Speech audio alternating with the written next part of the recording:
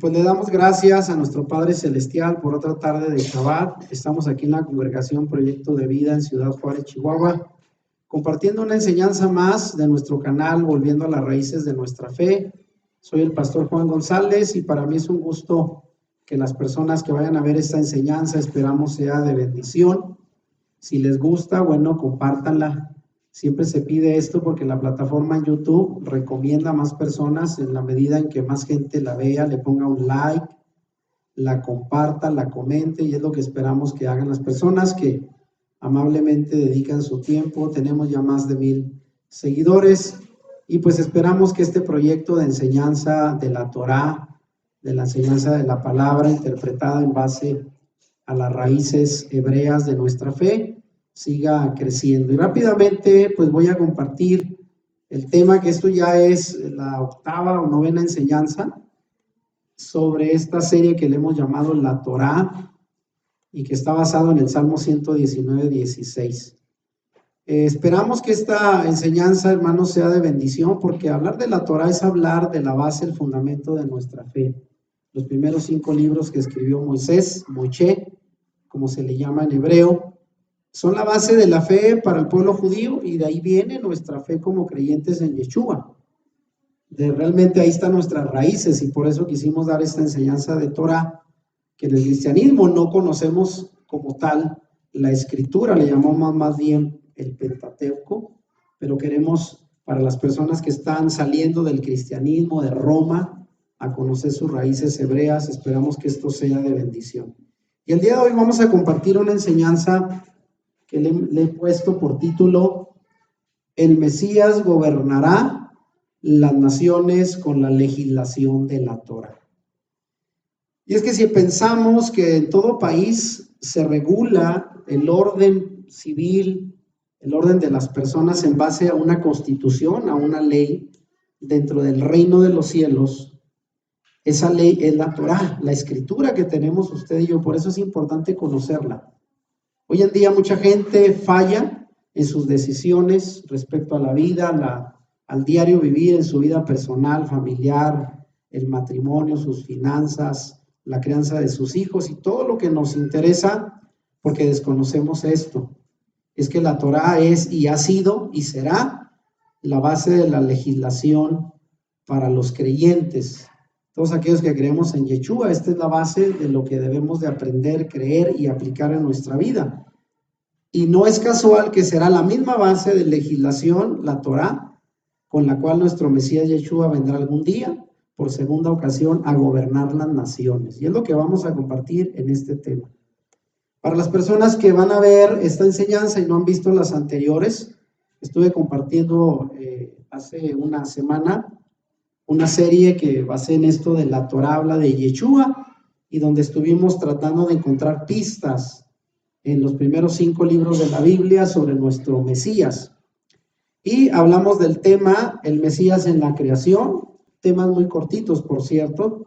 Vimos cómo el Mesías aparece desde el Génesis. Obviamente no con el nombre, ¿verdad? No va a decir Yeshua, sino son pequeños destellos de luz donde hablamos del Mesías ya teniendo presencia en la creación. Y desde luego para nosotros el Mesías es Yeshua. Hablamos también de otro pequeño tema que le llamé el Mesías y el plan de redención en la Torá, basado en Génesis 3:15, que se le llama en la tradición cristiana el protoevangelio. Es la primera referencia al plan de redención de nuestro Dios para la humanidad en Génesis 3:15. Y también es una enseñanza corta. Y finalmente terminamos la enseñanza pasada con este tema que le llamamos el Mesías que rompe el cerco alrededor de la Torá. Y es que dijimos que los fariseos, tratando de proteger al pueblo para obligarlos a cumplir la Torá, le fueron agregando muchos comentarios, preceptos y mandamientos que al final terminaron pues haciéndolo prácticamente imposible de cumplir. Y nuestro Mesías vino para quitar todos esos agregados, lo que él llamó la tradición de hombres, tradición humana, para enseñarnos lo que legítimamente era la esencia de la Torá. Y bueno, antes de comenzar, vean, quiero hacer aquí un comentario. Estuve esta semana teniendo un comentario platicando por ahí con una seguidora del canal que ella argumentaba, y no voy a dar su nombre, obviamente, solamente como un comentario, y muy válido, por cierto. Ella me decía, ¿cuáles son las fuentes que está utilizando para estas enseñanzas? Porque estamos hablando de Midrash, de los Targum, que son la tradición e interpretación rabínica de los sabios rabinos judíos acerca del Mesías.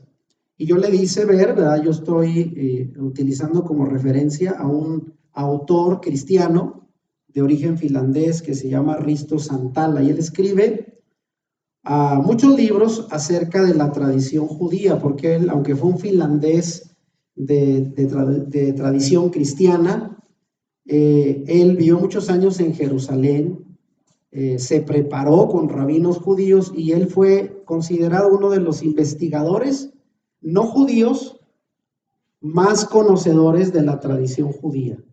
Y él, como cristiano, trató de encontrar en la misma tradición judía pistas sobre el mesianismo. Obviamente, para nosotros los seguidores de Yeshua, cuando hablamos del Mesías en la Torá, pues hablamos de Yeshua. Obviamente que los rabinos judíos no mesiánicos van a ver al Mesías en la Torá, pero para ellos no es Yeshua. Eso está claro.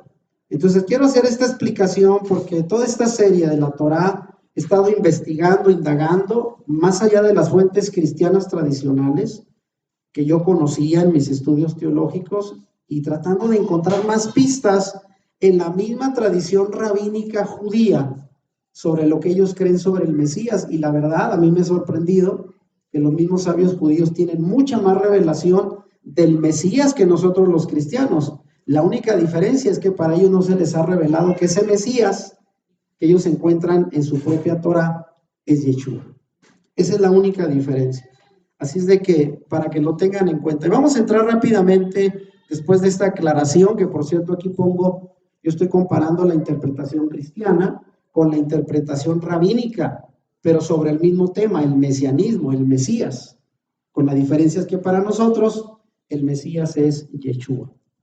Quiero empezar hablando de lo que es el tema de la revelación del fin de los días. Ahora que estamos cada vez viendo guerras, terremotos y todo lo que estamos viendo, eclipses, tenemos la sensación de que estamos viviendo tiempos finales. Y aunque esto se ha venido predicando desde que yo conozco, ¿verdad?, a nuestro Mesías Yeshua, más de 36 años, y mucho antes había predicadores que hablaban la segunda venida del Mesías. El Mesías ya va a venir, y la gente dice, bueno, eso se ha predicado siempre, siempre se ha hablado de las señales, ¿verdad?, que va a venir antes de su venida. Pero bueno, hoy quiero hablar un poquito sobre este tema desde la Torá, porque alguien dirá, estos temas los vamos a encontrar en Apocalipsis, y en el cristianismo hay una vasta tradición de hablar de los temas apocalípticos, de los temas finales, de las profecías finales, la llamada escatología, como se le llama a esta área del estudio bíblico de los tiempos finales.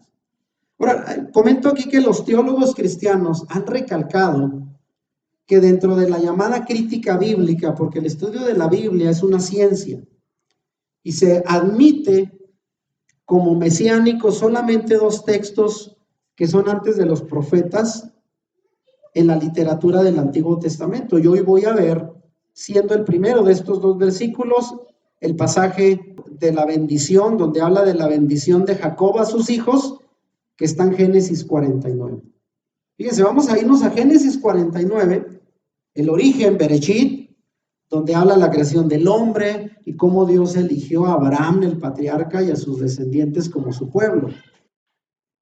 Y dentro de la exégesis cristiana afirma aquí, en general, en el sentido de que este pasaje mesiánico ha podido aclarar y entender que nos habla de que el Mesías viene de la tribu de Judá. Eso ya lo entendíamos los cristianos. Pero hay una antigua interpretación judía, más antigua a lo que el cristianismo ha estudiado de este pasaje, que ve en Génesis 49 referencias mesiánicas, mucho más de lo que el cristianismo habíamos descubierto. Por eso para mí estos temas son importantes. Los que venimos del cristianismo, que conocemos teología cristiana, podemos profundizar mucho más en el tema del Mesías, tomando como fuente las propias tradiciones rabínicas de los judíos, porque ellos tienen la escritura desde hace 3.500 años, el cristianismo menos de 2.000 años, y que en su área romana pues echaron a perder toda la interpretación, desde luego, y de ahí viene el cristianismo, desafortunadamente. Así es que estamos tratando de volver a las raíces. ¿Cuáles son las raíces de nuestra fe en el Mesías? La tradición judía, y ellos tienen mucho conocimiento sobre el Mesías. Desde luego vuelvo a repetir, aunque para ellos no se les ha revelado que el Mesías es Yeshua. Entonces, en esta bendición de Jacob a sus hijos en Génesis 49, antes de morir, él llamó a sus hijos para bendecirlo, y a cada uno les fue declarando lo que iba a hacer de sus vidas al final de los días, al final de los tiempos. O sea, de alguna manera Jacob fue un profeta, tuvo revelación de Dios para señalar cuál iba a ser el futuro de sus propios hijos, los 12 hijos de él, que se convirtieron en las 12 tribus del Israel actual. Y de ahí viene el cristianismo, de ahí viene nuestra fe. Entonces, en este pasaje se habla del final de los días. Y repito, en el cristianismo se considera uno de 2 pasajes antes de los profetas en la literatura del Antiguo Testamento que habla directamente del Mesías, aunque el cristianismo nos quedamos cortos, porque lo único que encontramos ahí es que del cuarto hijo de Jacob, llamado Judá, de ahí vendría el Mesías. Pero fue todo lo que alcanzamos a ver, y hoy queremos ampliar un poco más. Ahora, hablando de este mismo tema, la revelación del fin de los días, quiero irme ya al pasaje donde vamos a encontrar la expresión el fin de los días, o los postreros días, en otras versiones se traduce, y esta expresión aparece por primera vez en la Biblia, en esta bendición de Jacob a sus hijos, en Génesis 49:1. Y vean lo que dice. Entonces Jacob llamó a sus hijos y les dijo: reuníos y os declararé lo que os ha de acontecer en los días postreros. Que repito, ¿verdad? El cristianismo, cuando hablamos de días postreros, normalmente nos vamos a Apocalipsis. O en los evangelios, Mateo 24:25, donde Yeshua habló de las señales antes de su segunda venida. Pero nunca se nos hubiera ocurrido que hablar de los días postreros empieza desde Génesis. Aunque en este caso refiriéndose al futuro de las 12 tribus, de los 12 hijos de Jacob. Y es por eso que en este tema quiero compartir con ustedes un poco más el estudio de esta bendición de Jacob, sobre todo sobre su cuarto hijo llamado Judá, porque sabemos que el Mesías viene de la tribu de Judá, y vamos a ver cómo es presentado en esta bendición al Mesías, no solo como proveniente de la tribu de Judá, sino como el gobernante de las naciones. O sea, apunta hasta el final de nuestros tiempos, viendo al Mesías como aquel que gobernará las naciones y las dirigirá, teniendo como base la Torá. Fíjese, y esto lo encontramos desde este pasaje. Ahora, las obras expositivas de los rabinos judíos, que ya yo he citado en otras enseñanzas donde hablamos de targúmenes, ahorita vamos a ver qué es eso, los midrash o midrashim, que son comentarios que se hacen a la Torá, hagan de cuenta como una enseñanza, una predicación, una interpretación rabínica de pasajes de la Torá. Esos comentarios se recopilan y se llaman midrash, comentarios de la Torá. Y los targúmenes, ahorita vamos a ver, fue la traducción en arameo de textos del hebreo de la Torá, y todos hechos por rabinos judíos. Y vamos a ver cómo en este pasaje de Génesis 49 hay una clara profecía referida al Mesías, una profecía mesiánica. Y vamos a adentrarnos en esto, vean. Hablando del tema del gobernante de las naciones, ¿dónde dice eso? Que el Mesías gobernará a las naciones. Bueno, en todo este pasaje, y me voy a enfocar, repito, a la bendición que le dio a Judá, uno de los 12 hijos de Jacob, se dice aquí que los diversos matices de la expectativa mesiánica que hasta actualmente conservan el pueblo de Israel, se deja ver ya en la interpretación de los versículos 10 y 11 de este capítulo 49 de Génesis. Y fíjese cómo dice, hablando de la bendición a los descendientes de Judá. Él dice, Jacob, el cetro no será quitado de Judá. Habla del cetro, ¿qué es el cetro? precisamente el bastón de mando, ¿no? Ahí también está el cetro de un rey. Y dice, el cetro no será quitado de Judá. Ahí le otorga a Judá el reinado. Y díganme ustedes, ¿dónde vinieron los principales reyes, verdad? En el pueblo de Israel, de la casa de Judá, de la tribu de David. Y también dice, ni la vara de autoridad, y en la versión Reina Valera dice, el legislador de entre sus pies, hasta que venga Silo. Y ahorita vamos a ver qué se refiere ese nombre. Y le obedecerán los pueblos, atando a la vid su pollino y a la cepa la cría de su asna, lava en vino sus vestiduras y en sangre de uvas su manto. Fíjese bien cómo dice este pasaje, muy interesante. Y aunque en sectores cristianos y en el propio judaísmo no se enfatiza mucho la llamada doctrina de los postreros tiempos, como la conocemos en la teología cristiana, se llama escatología. Significa el estudio de los eventos proféticos finales. Hay cristianos que no le toman mucho interés a esto, y en el judaísmo tampoco, es una doctrina más bien cristiana. Sin embargo, nos interesa saber, a partir de este pasaje, qué se había profetizado sobre la tribu de Judá, donde viene el Mesías, y cuál iba a ser la función del Mesías al final de los tiempos. Un legislador, aquí vemos un rey, ¿sí?, al cual le obedecerán todos los pueblos, las naciones. ¿Cuál es la interpretación cristiana y la interpretación judía sobre este pasaje? Porque ambas tradiciones han intentado de interpretar este pasaje, pero cada quien con una perspectiva diferente.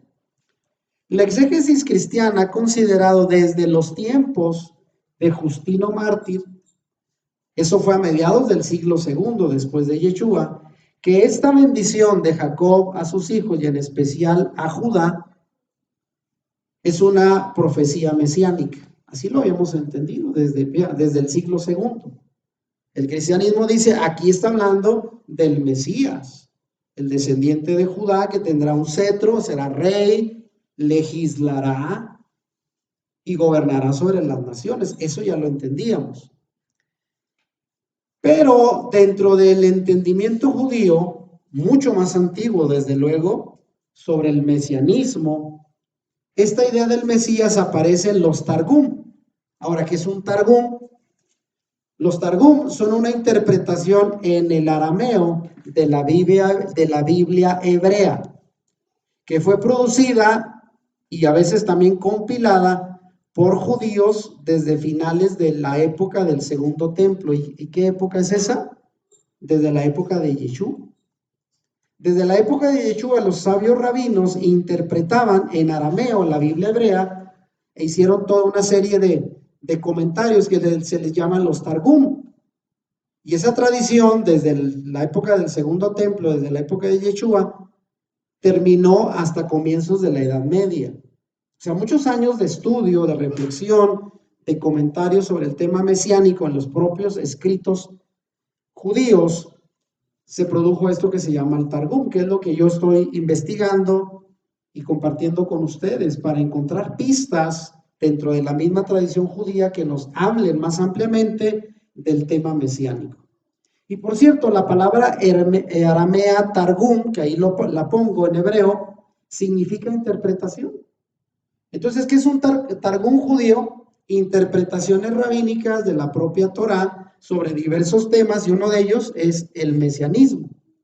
Es lo que vamos a citar para ampliar un poquito el conocimiento de este pasaje de Génesis 49.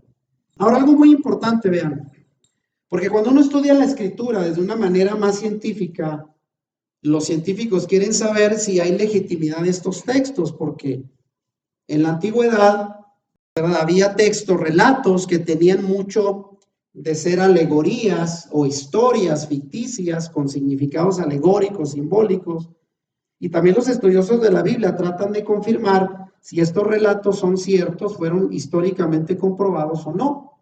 Por eso aquí pongo la legitimidad del texto que vamos a estudiar y pregunto, ¿podemos demostrar hoy el trasfondo histórico de esta bendición de Jacob a sus hijos? ¿Realmente existió o no? tuvo su origen en los tiempos de Jacob o fue una tradición posterior. Aunque historiadores afirman actualmente que esta bendición no pudo haber sido escrita antes del siglo XI, antes de Yeshua, o sea, en la época anterior a los reyes, se dice que obviamente los relatos del Génesis no siempre estuvieron escritos totalmente. Algunas de estas escrituras se dice que fueron escritas mucho después. Acuérdese que la Torá, antes de estar escrita, fue primero una tradición oral. Y aunque Moisés escribió los 5 libros, pero mucho de lo que está hoy en el Antiguo Testamento fue escrito posterior a cuando ocurrió en el tiempo de los profetas, de los reyes, sobre todo Esdras, que fue un escriba en su tiempo, recopiló muchas de estas tradiciones orales para darles forma escrita. No nos sorprenda eso, y eso no le quita validez a la palabra. Sin embargo, aquí pongo, comparando las palabras de la bendición que hay en ese capítulo 49 de Génesis, palabras de Jacob, se encuentra mucha similitud a otros escritos muy antiguos que datan de la época de los mesopotámicos y babilónicos, 3.500, 4.000 años antes de Yeshua. De manera que los arqueólogos, estudiado tablillas mesopotámicas y babilónicas, han encontrado un lenguaje muy parecido a las palabras que usó Jacob en la bendición de este pasaje, lo cual confirma que dicha bendición se basa en una tradición muy antigua. O sea, las palabras que dijo Jacob realmente fueron de aquel tiempo, porque se ha comparado con escritos babilónicos y mesopotámicos y se parece mucho, hay palabras parecidas, considerando que estamos hablando de Oriente. Por lo que no hay ninguna razón para dudar que desde un punto de vista lingüístico, la bendición de Jacob data del tiempo donde vivió el mismo Jacob. O sea, en pocas palabras, la bendición de Jacob es auténticamente lo que él dijo hace 3.800 años quizás. Sí ocurrió, o sea, históricamente se ha podido comprobar que es un relato legítimo, históricamente comprobado, que sí existió esas palabras de Jacob, esa bendición de Jacob a sus hijos. Volviendo a la interpretación del Targum judío, ya sabemos que es un Targum. Y aquí pregunto, ¿qué reportan los Targumes? Y el Midrash son comentarios judíos. ¿Qué reportan los Targum y los Midrash a la literatura rabínica acerca de la naturaleza mesiánica, o sea, acerca del tema del Mesías? Y por cierto, ahí pongo una imagen de lo que es un Targum actualmente. Son libros de tradición y comentarios judíos antiguos. Y aquí voy a citar algunos. Fíjese bien, son temas que nosotros los cristianos no estamos relacionados, por eso explico. Por ejemplo, el Targum Onkelos, que es considerado como el Targum de Babilonia de la Torá. Hay que recordar que los judíos, después de regresar del cautiverio de Babilonia, repasaron sus propios escritos, que eran en hebreo, y fueron comentándolos, y de ahí se fue realizando esto que se llaman los Targum. Entonces, ese Targum Onkelos dice sobre el cetro de Judá, basado en este pasaje, que no se apartará, y cita diciendo, hasta que venga el Mesías, el que tiene poder para reinar. Eso ya es un comentario de ese Targum. Ahora, el Targum Jonatán, que es el Targum de los profetas, se enfoca más a comentar los profetas. El Targum Onkelos comenta más la Torá, los primeros 5 libros de la Biblia. Este Targum Jonatán, el Targum de los profetas, asegura de este pasaje que se refiere a la época del Mesías Rey. Vean, también ellos aceptan que ese pasaje es mesiánico. El rey que vendrá como el menor de sus hijos, comenta. Y finalmente el Targum Yerushalmi, otro de los Targum, comentarios rabínicos, habla de este pasaje diciendo que el tiempo cuando vendrá el Mesías Rey es cuando se cumplirá esa profecía de la bendición de Jacob. Entonces, en resumen, los Targumes, las interpretaciones judías de ese pasaje de Génesis 49, todas hacen referencia a que se refiere al Mesías Rey. Obviamente, para ellos no es Yeshua. Hay que entender que para el judaísmo, sobre todo el ortodoxo, ellos siguen esperando a su Mesías. Pero de que ellos hablan, que en la propia Torah se habla del Mesías, en eso coinciden con nosotros. En este pasaje también vamos a entender que el pueblo de Israel debe de dar a conocer al Mesías. ¿Cuál era la misión, acuerde, por la cual el Señor llamó a Abraham? ¿Qué le dice a Abraham? Sal de tu tierra y tu parentela, Génesis 12, a la tierra que yo te mostraré, y a través de ti bendeciré ¿a qué? A todas las familias de la tierra, a todas las naciones. Desde un origen, cuando el Señor llamó a Abraham, no lo eligió para hacer a su descendencia exclusivo el pueblo de Dios, aunque lo hizo durante un tiempo, pero su propósito era que a través de ellos las naciones fueran bendecidas. Ahora, el midrash homilético de la Torá llamado Tanjuma, que por cierto ahí pongo una portada del libro, es un midrash, comentarios rabínicos, así se le llama, Tanjuma, comenta sobre esta bendición de Jacob lo siguiente, vean. ¿Por qué te alaban tus hermanos, Judá? Y se refiere al verso 8 de Génesis 49. Y en este comentario rabínico dice, porque todo Israel sería llamado judíos por ti.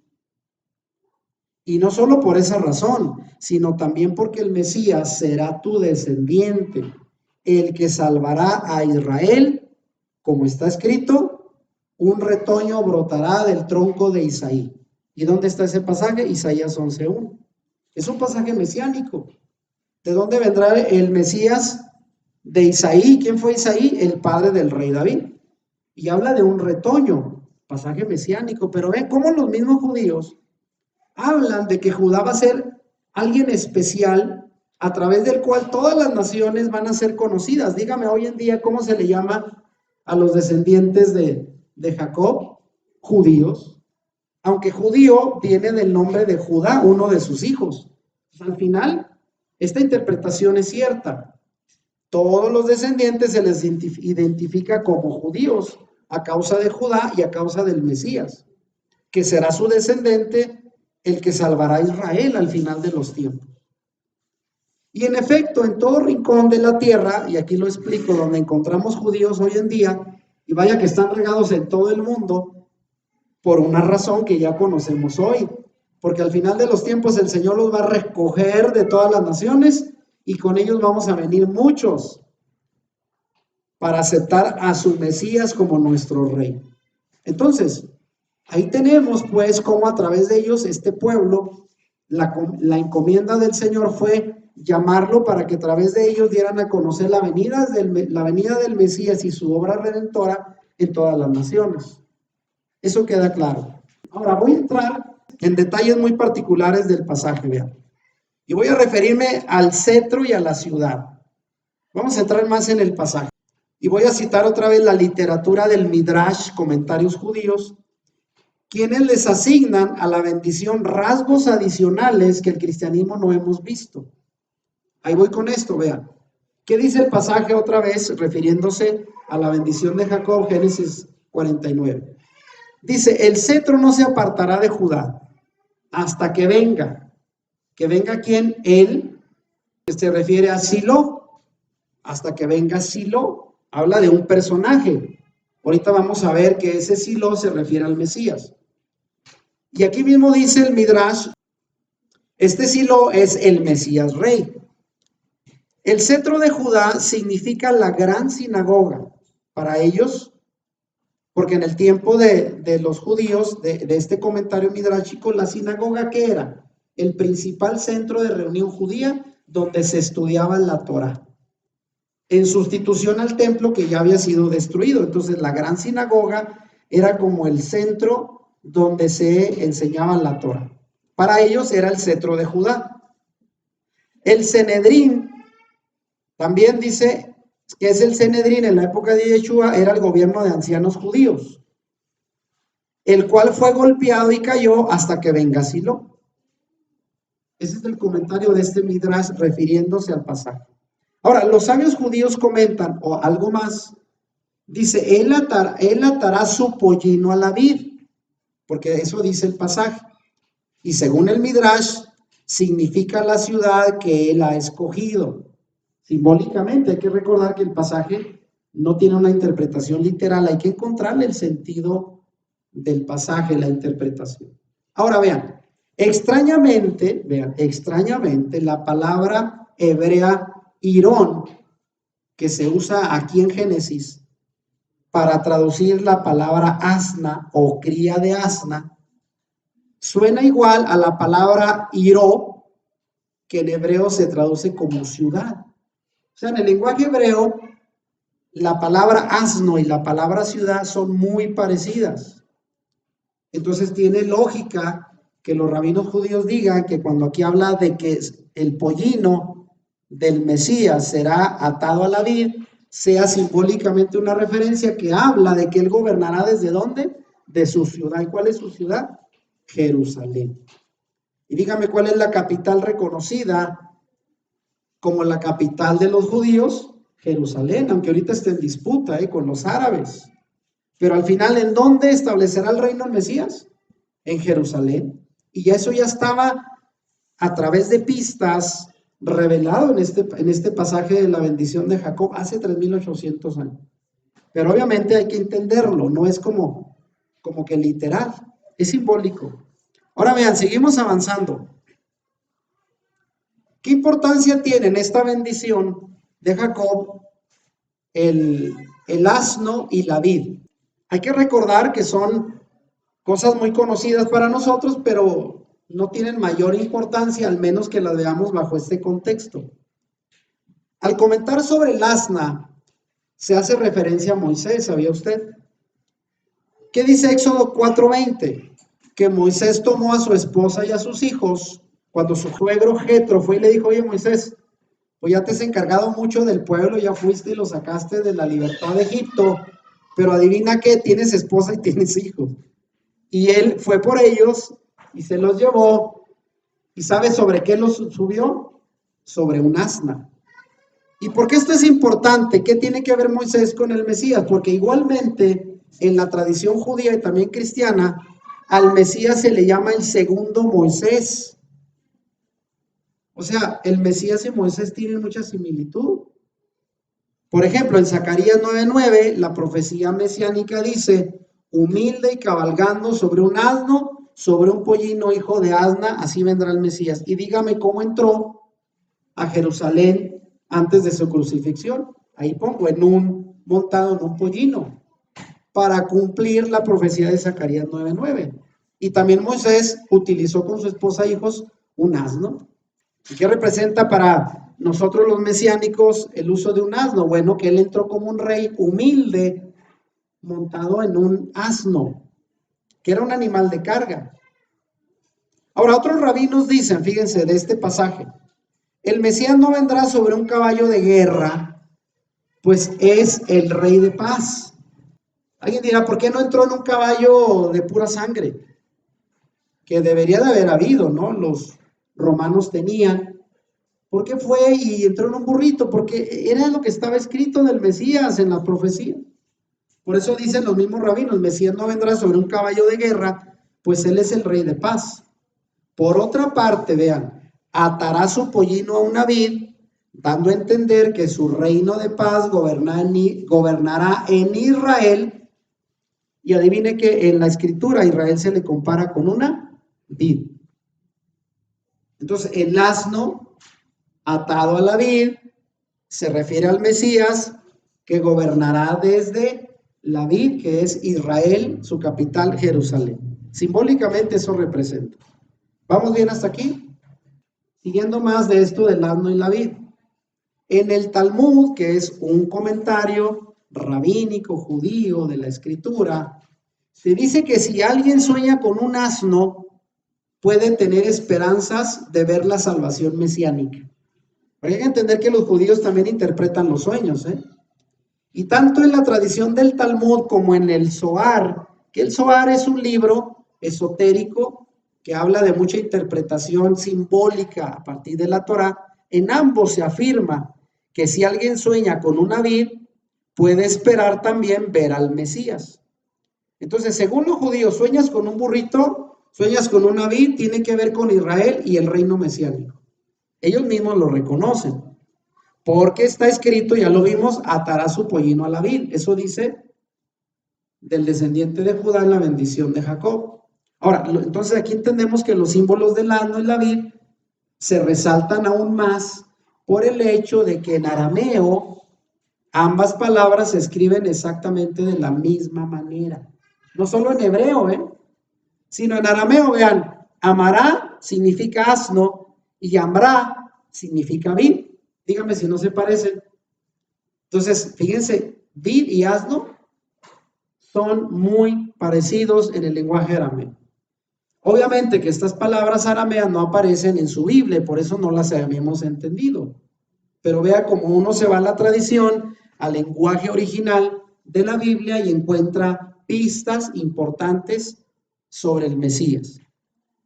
Yeshua y el asno, ¿qué tiene que ver Yeshua con el asno?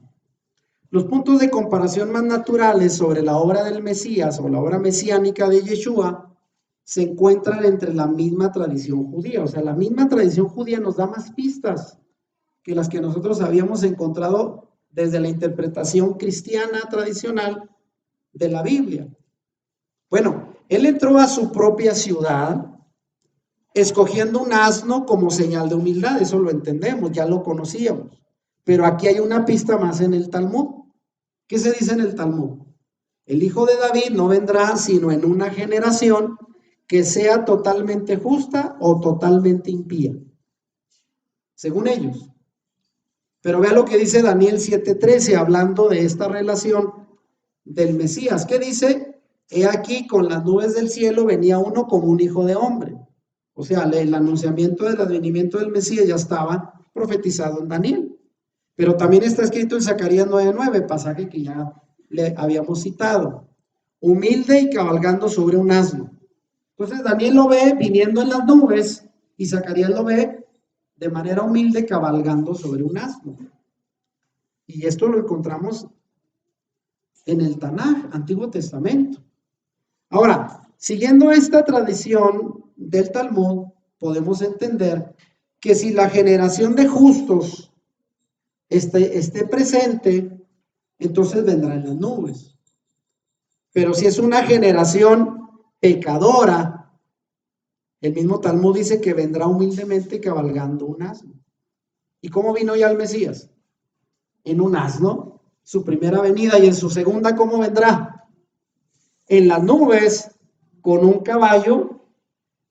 Ya no vendrá con un asno, con un caballo para gobernar. Y esto confirma lo que el mismo Talmud dice, 2 generaciones en que vendrá el Mesías. Sin embargo, ellos mismos que lo escriben, pues no han logrado entender que eso ya se cumplió en el Mesías Yeshua. Pero vean qué pistas, ellos mismos encuentran comentarios que apuntan al Mesías Yeshua para nosotros claramente, aunque a ellos todavía no se les ha revelado y usted a mí, por la gracia del Eterno, sí. Ahora, ¿qué tiene que ver con Yeshua y la vid? Porque habla de la vid. La comparación del Mesías con una vid también aparece en el Brit Hadashah, Nuevo Testamento, cuando Yeshua declaró en Juan capítulo 15 lo siguiente, un pasaje conocido. Yo soy la vid verdadera y mi Padre es el labrador. Y él dice, ustedes son los pámpanos. Si ustedes permanecen conectados a mí y yo a vosotros, llevarán mucho fruto. Esa es la explicación de Yeshua en Juan capítulo 15. Entendiendo ese pasaje, es perfectamente factible que los pensamientos tradicionales conservados en el Talmud, que ya existían en la época de Yeshua, hablando de esto que acabo de ver de la vid y del asno, que reflejan la expectativa de un Mesías en la tradición judía, ya existían y Yeshua mismo los conocía.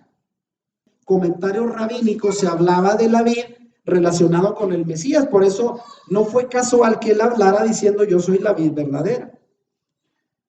Entonces lo entendemos, este pasaje alegórico desde luego es simbólico, la vid, yo soy la vid, mi padre es labrador, pero se debe porque Yeshua habló de eso no casualmente, sino porque ya en la tradición judía de su época se hablaba de la relación que había entre una vid y el Mesías. No fue casual. Aquí vamos a ver otro tema especial en el pasaje. La sangre del Mesías. Para nosotros que entendemos al Mesías Yeshua, lo entendemos como el Mesías sufriente de Isaías 53, el Mesías que vino a sufrir, a derramar su sangre por la redención del hombre. Ese es nuestro entendimiento de Yeshua como Mesías. Entonces, el Mesías representado en la bendición de Jacob a su hijo Judá, también es relacionado con una vid, pero también con la sangre. Fíjense, no es casual. Los judíos han soñado con el Mesías visto como una noble vid. La vid es el Mesías. Pero en esta descripción de la bendición de Jacob se dice algo más. Y vean qué dice Génesis 49:11. Lavó en el vino su vestido y en la sangre de uvas su manto. Oiga eso. Y la sangre de uvas su manto. Obviamente todo esto es alegórico, pero habla de sangre. Y aunque en esta referencia se habla, según interpretación literal, que la sangre de la uva se refiere al jugo, sobre todo de la vid, que produce uvas moradas, que son las más apreciadas en Israel. ¿Se ha visto los racimos de uvas? Hay uvas rojitas, verdes, pero ¿cuáles son las que traen más jugo con una concentración de color como la sangre? Las moradas. Es la variedad más rica en Israel de uvas. Pero vean, sin embargo, dentro de la interpretación mesiánica para nosotros, este pasaje, este versículo apunta sin duda al sacrificio y la sangre derramada de Yeshua. ¿Y por qué lo digo? No lo digo nada más porque sí. ¿Qué dice Apocalipsis 19:13 cuando dice que el Mesías regresará a reinar? Sabemos que hubo sangre, Yeshua en los evangelios aparece sacrificando y derramando su sangre como el pago para la redención del hombre. Eso nosotros lo entendemos, pero vean, ¿por qué dice que en la bendición de Génesis 49:11 y en la sangre de uvas su manto? Bueno, vamos a ver Apocalipsis 19:13. ¿Cómo es visto Yeshua regresando para reinar en su segunda venida? Dice, estaba vestido de una ropa teñida en sangre. Así aparece el verbo, dice que en su mundo lleva el nombre el verbo de Dios. Vendrá en un caballo con poder y gloria, pero su vestido, fíjense cómo vendrá vestido el rey, con ropa teñida en sangre. Y no se parece mucho a lo que aquí dice, en sangre de uvas su manto. Es lo mismo que nosotros encontramos ahora refiriéndose al Mesías Yeshua, ¿lo ve? Para mí me queda muy claro. Ahora, voy a pasar a otro tema, además de la sangre del Mesías, los ojos del Mesías. Usted se ha de imaginar cómo serían los ojos del Mesías, porque actualmente en la tradición católica pues lo presentan güerito, con una tez europea, con ojos azules. Yo no sé si los tendría azules, verdes, negros, no lo sé, cafés. Pero vea, en sus traducciones de Génesis 49:12, sigo con la bendición de Jacob, dice más acerca del Mesías. Ya hablamos de su vestidura bañada con vino, que representa la sangre que bañó, ¿verdad?, a Yeshua, y que así vendrá en su manto en su segunda venida. Pero ahora, ¿qué se dice de los ojos? Génesis 49:12. Sus ojos rojos de vino. Y citando otra vez los targúmenes, el Targum Jonatán y Jeruchalmí, habla de los ojos del Mesías Rey y dice, cuán hermosos son, resplandecientes como vino. Resplandecientes. Y esto coincide con una expresión que aparece 3 veces en Apocalipsis. Apocalipsis 1:14, 2:18 y 19:12. Dice 3 veces respecto a los ojos de Yeshua. ¿Y qué dice? Que eran como llama de fuego. Ojos como llama de fuego. ¿No se parece mucho a esta profecía de la bendición de Jacob? Dice, sus ojos rojos de vino. El rojo es fuego, el color del fuego, llama de fuego, dice Apocalipsis. Ahora, es por eso que podemos entender que en la mirada de Yeshua tuvo que haber algo especial. Por lo menos hay dos referencias a su mirada.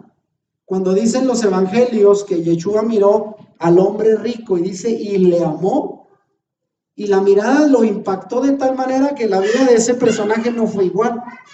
Su mirada tenía algo especial. ¿Y qué me dice de cuando Pedro lo niega a pesar de que el Mesías le había advertido que lo iba a hacer y él dijo que no, que él iba a dar hasta su vida si era necesario? Y cuando lo negó y cantó el gallo, que ya sabemos a qué se refiere, ¿eh?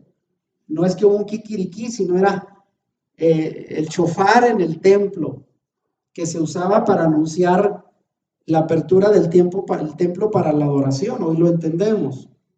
¿Qué dice el evangelio? Vuelto el maestro miró a Pedro. Y ahí puse una imagen, ¿no? Que en el momento de encontrarse con los ojos de Yeshua, quien le había dicho, ¿me vas a negar? Y él le había dicho que no. ¿Qué sentiría que dice que se quebrantó con ver la mirada del Mesías y lloró amargamente? ¿Será que los ojos de Yeshua podrían en ocasiones mostrar compasión, como cuando miró al rico y a muchos otros enfermos y necesitados? O también podría ser una mirada profunda, como llama de fuego. Y eso no es casual, vean, coincide con lo que dice Apocalipsis y los evangelios de esto que se llama sus ojos rojos de vino. Y bueno, vamos a entrar a algo muy importante. ¿Qué significa en este pasaje de la bendición de Jacob? La frase hasta que venga Silo. Porque sí dice, ¿verdad?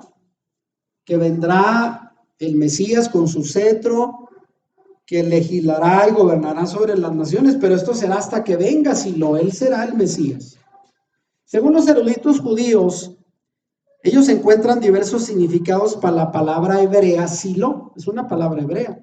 Y qué bueno que así se tradujo en el español, porque a veces en la traducción ponen cada cosa. Silo es la palabra hebrea. Pero esos significados que eran desconocidos para nosotros en el cristianismo, porque otra vez los cristianos ahora en raíces hebreas estamos aprendiendo algo de hebreo, porque es el idioma original del Tanaj. Y siempre nos apegábamos a las traducciones que distan mucho del significado correcto de las palabras hebreas. Y vean, algunos judíos ven en esta palabra silo la raíz shaleb, que significa pacífico. Y de esa misma palabra shaleb se deriva la palabra shalva, que significa paz. Por eso cuando decimos shalom, de ahí viene, significa paz. En otras palabras, el Mesías, según los propios eruditos judíos que conocen el idioma hebreo, es el príncipe de la paz. Shiloh es una forma de decir paz, el que traerá la paz, es una referencia al Mesías. De manera que algunos eruditos sostienen que Shiloh, en su forma original, era la palabra Moslo, y Moslo, ¿sabe qué significa en hebreo? Su gobernante. El gobernante, el príncipe que traerá la paz, son palabras muy relacionadas con la palabra hebrea Shiloh, que se utiliza aquí en la bendición de Jacob en Génesis 49. Entonces, pocas palabras, hasta que venga Shiloh, ¿quién es? El gobernante, el príncipe de paz, el Mesías, que gobernará las naciones. Y para nosotros, ¿quién es él? Dígalo, Yeshua. Para nosotros es Yeshua, para los rabinos es el Mesías, pero a ellos no se les ha revelado que fue Yeshua. Ahora, otra cosa sorprendente, vean, el valor numérico de la palabra Shiloh. Porque ¿sabe usted que uno de los métodos de interpretación judío, que por cierto se dice que viene desde la época de Salomón, porque él declaró que en su sabiduría las palabras, las letras tienen simbolismo? Por eso un judío no solo se conforma en estudiar una palabra por su raíz, sino por el número que representa. Porque debe saber usted que cada palabra del alfabeto hebreo tiene un número. La Aleph es la primera letra, equivale al número 1. La Bet, que es la segunda letra, 2, y así se van. Entonces usted sume las palabras en hebreo y ahí tiene números. A esto se le llama la gematría. El valor numérico de las letras de cada palabra se cuentan, se suman y se compara con otras palabras que también tienen el mismo valor. Y eso no es casual, ¿eh? Ahora, es sorprendente lo que descubrieron los sabios respecto a la palabra Shiloh. Fíjese bien, con la ayuda de su gematría, el valor numérico de la frase que venga Shiloh, en hebreo, desde luego, ahí lo pongo. No está en hebreo, pero así se pronuncia. Yabó Shiloh se traduce como que venga Shiloh, da un total de 358. Y adivine qué, corresponde exactamente al valor numérico de la palabra Mashiach. ¿Y qué es Mashiach? Mesías. Entonces, Shiloh y Mesías tienen el mismo valor en la gematría hebrea. ¿Le parece casual? Para mí no. El sabio judío llamado Rashi, que es una autoridad, es un exégeta del Antiguo Testamento y que fue uno de los principales recopiladores del Talmud, de la tradición judía en la Edad Media, dice acerca de Shiloh, refiriéndose al pasaje. Él es el Mesías Rey y su Shiloh es poder soberano. El Midrash lo explica con las palabras Shiloh, que se traduce como regalos para él. Porque el Salmo 76:11 dice, traigan ofrendas al temible. El temible, vean. ¿Quién es el temible? Según el Salmo 76, el Mesías Rey, Shiloh, según en la propia tradición judía.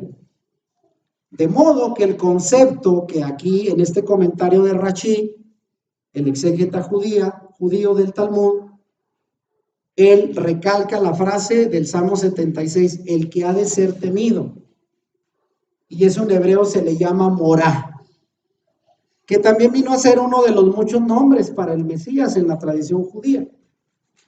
Ahora, ¿qué tiene que ver esto con Yeshua? ¿Se le podía aplicar a Yeshua como el temido? Porque alguien dirá, pues nunca le tuvieron miedo. No era como para que le tuvieran miedo. Sin embargo, los evangelios dicen que en algunos de sus mensajes, cuando le escucharon hablar, tuvieron gran temor. ¿Se recuerda aquel pasaje donde decían que lo reconocían como un profeta porque decían, nadie habla como él habla?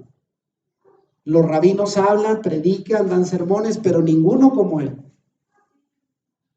Entonces, si le tuvieron gran temor, no por lo que él representaba en sí, en su personalidad, sino por sus discursos, a él se le puede aplicar este nombre mesiánico, el que es temido, el temible. Y miren, rápidamente, otros nombres dentro de la tradición judía para el Mesías. Porque esto de los nombres del Mesías es algo importante, en el mesianismo judío. De hecho, se dice que el nombre del Mesías, sostienen los rabinos, es una de las 7 cosas que fueron ordenadas antes de la creación junto con la Torá. O sea, los nombres del Mesías son pistas que hablan de la naturaleza, de la función del Mesías Rey que ellos han esperado y que nosotros ya sabemos que es Yeshua. Y estos nombres describen la naturaleza de la misión del Mesías. Y vean, un midrash, un comentario judío dice, el consolador que restaurará mi espíritu está lejos de mí. ¿Y cuál es el nombre del Mesías Rey? Yahweh es su nombre. Y esto lo basan en Jeremías 23:6, que dice, en sus días será salvo Judá e Israel habitará seguro. Y este será el nombre con el cual le llamarán, Yahweh, justicia nuestra. ¿Y sabía que ese es uno de los nombres del Mesías? Justicia nuestra. Otro nombre más rapidito. El renuevo.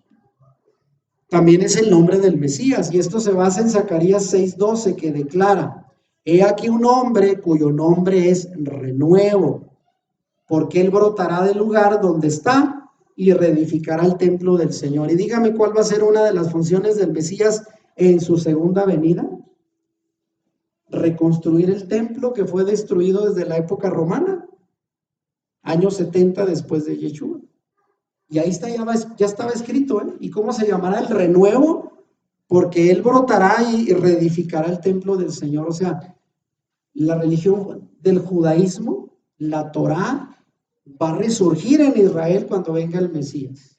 Esa será su función, el renuevo. También se le llama el consolador, porque está escrito en Lamentaciones 1:16, por esta causa lloro, mis ojos fluyen aguas, porque se alejó de mí el consolador, que da reposo a mi alma. ¿Y cómo se le llama, verdad? Una de las funciones en el Nuevo Testamento al Espíritu Santo, el consolador. Y un nombre más es el nombre Ginón. Ese nombre aparece en el Salmo 72:17. Según la tradición judía dice, antes de que fuera el sol, su nombre era Ginón. ¿Y qué significa Ginón? El que brota. Entonces, en la tradición judía tenemos muchas pistas sobre el mesianismo. Y voy a terminar con esto, vean.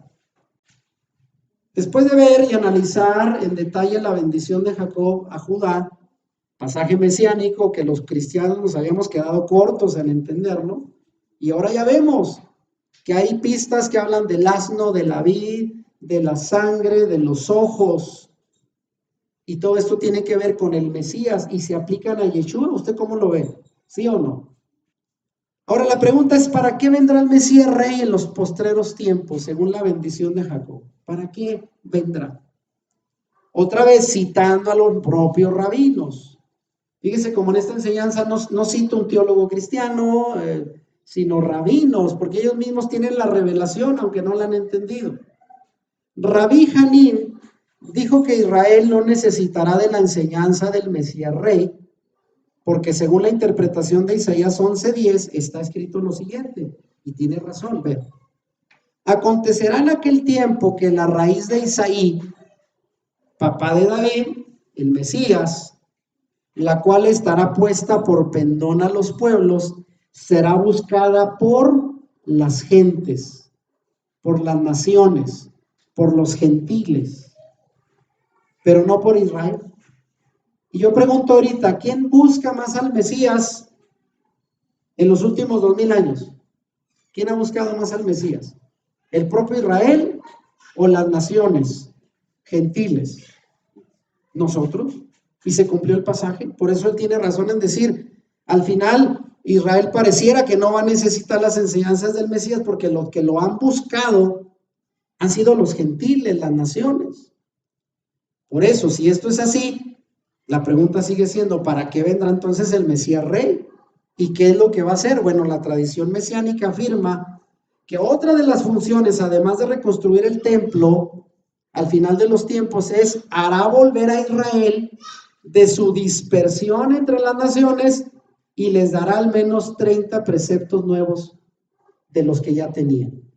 O sea, el Mesías va a venir a establecer su reino en Israel y va a traer a todos los judíos que andan dispersos, que no le han reconocido como Mesías, los va a reunir y además de esto les va a enseñar nuevos preceptos de la Torá.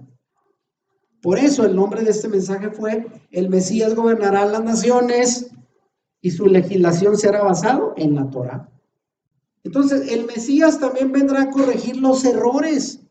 Y dígame si no hay, el judaísmo actual está más perdido que muchos paganos. Dígame si no, los judíos ortodoxos se han llenado de tradiciones que trajeron de Babilonia y de los países donde estuvieron, y se han desviado de la Torá y se han concretado a pura tradición. ¿Y a qué vendrá el Mesías? A corregir a su pueblo. Entonces el comentario conocido, cito otra vez otro comentario rabínico que se llama el regalo sacerdotal, explica lo que esto significa desde la perspectiva de la Torá. Y cita, el Mesías Rey claramente les explicará la Torá y los errores en los que han caído hasta ahora. O sea, ellos mismos reconocen que han tenido errores y a eso vendrá el Mesías a corregirlos. Ahora, ¿cómo lo entendemos desde la época de Yeshua? En este punto, de manera indirecta, es lo mismo que pasó en Marcos 7, del 9 al 13. donde vemos a Yeshua que se opuso a una costumbre rabínica de su época de liberar a las personas de sus deberes para con sus padres si ellos se comprometían a dar una ofrenda llamada Corbán para el templo. Porque los rabinos habían dicho, si tú tienes dinero y no te alcanza para ayudar a tu familia, pero lo quieres dar como una ofrenda al templo, haces bien. Y con eso ya no te deslindas de ayudar a tus padres. Y Yeshua les dijo, oh, error. No vengan a justificarse en eso para que la persona cumpla su compromiso con sus padres o su familia. Y los corrigió, como hizo tantas correcciones. Y les dijo claramente, ustedes invalidan la Torá por su propia tradición de hombres. Y dígame si no lo hizo desde el principio el Mesías. Y eso va a venir a ser cuando regrese a corregirles, como dice en la plana, a su propio pueblo. Él va a convertirse finalmente en el legislador de la Torá.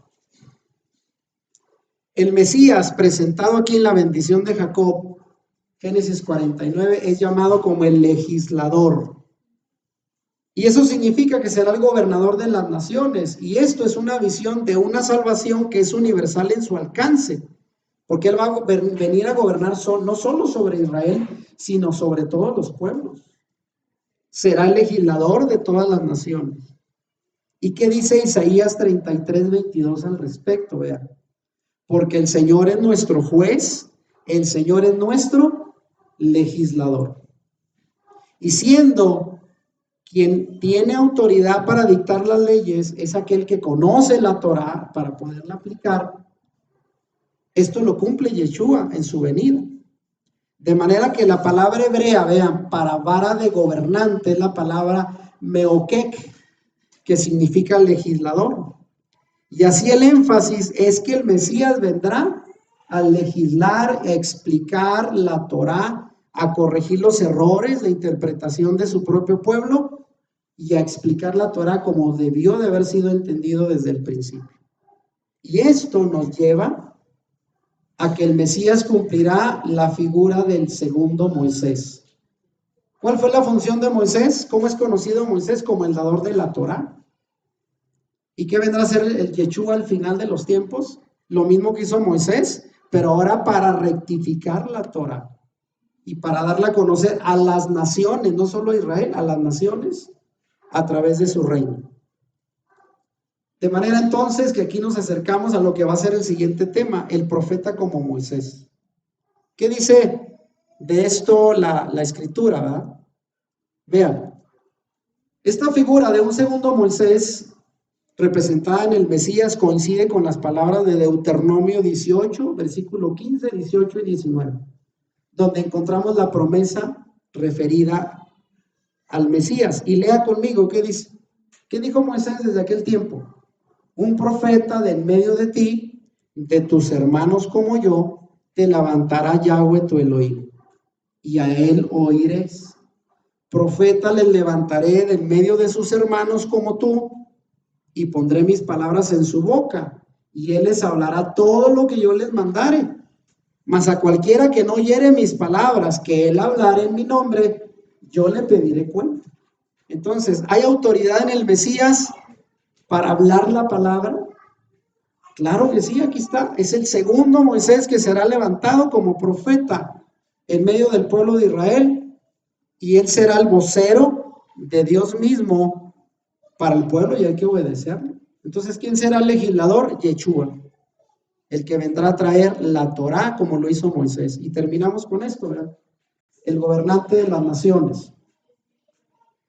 En resumen, el Mesías no estará trayendo guerra, no será el principal propósito en su venida, sino que vendrá más bien como príncipe de paz. Fue lo que representa Shiloh en la profecía de Jacob.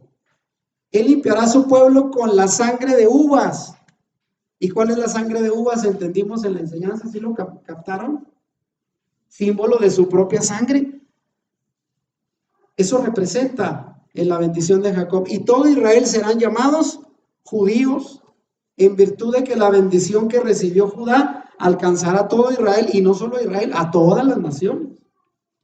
Sin embargo, lo más importante es que el Mesías descenderá de Judá.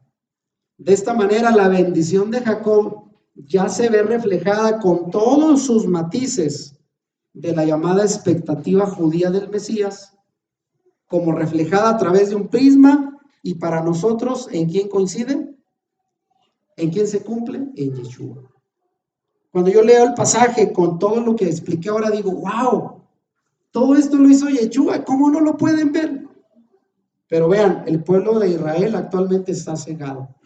Usted y yo leemos Isaías 53 y decimos, oiga, Isaías está viendo la crucifixión 700 años antes de que ocurriera, y ellos siguen diciendo, no, Isaías 53 se refiere a Israel. Israel es el siervo sufriente. Pero bueno, esa es la gran diferencia, pero la gran bendición que usted y yo tenemos hoy de entender que el Mesías es Yeshua. Y el siguiente tema que estaremos compartiendo, porque aún hay más, se va a llamar la Torá de Moisés y la Torá del Mesías. ¿Serán una misma? ¿Usted qué cree? Porque algunos intentan pensar que es diferente. Vamos a explicarlo y lo vamos a basar de inicio en lo que dice Juan 1:45. ¿Qué dice Juan 1:45? Hemos hallado aquel de quien escribió Moisés en la Torá, así como los profetas. ¿Y a quién se referían que habían hallado? A Yeshua. Le damos gracias al Eterno por esta enseñanza. Espero que haya sido comprensible, que las personas que la vayan a ver la repasen. Yo la repasaría porque hay muchas pistas en la bendición de Jacob sobre el Mesías, y para nosotros sin duda es Yeshua, nuestro Adón, a quien le damos gracias porque hoy en este día vamos a hacer la remembranza a Pesach, que nos recuerda no solo la salida del pueblo de Israel de Egipto, de la esclavitud para nosotros, la esclavitud de Egipto que es el pecado, y la redención a través del Cordero de Pascua. ¿Quién es el Cordero? Yeshua. Y todo el simbolismo que hay dentro de esta tradición apunta a nuestro Mesías Yeshua, que le damos gracias por la revelación, el entendimiento y por lo que hoy vamos a celebrar en su nombre. Amén. Si te gustó este video, dale like y compártelo con tus amigos. Suscríbete a nuestro canal si no lo has hecho y activa la campanita para que YouTube te avise cuando subamos nuevos videos. Bendiciones.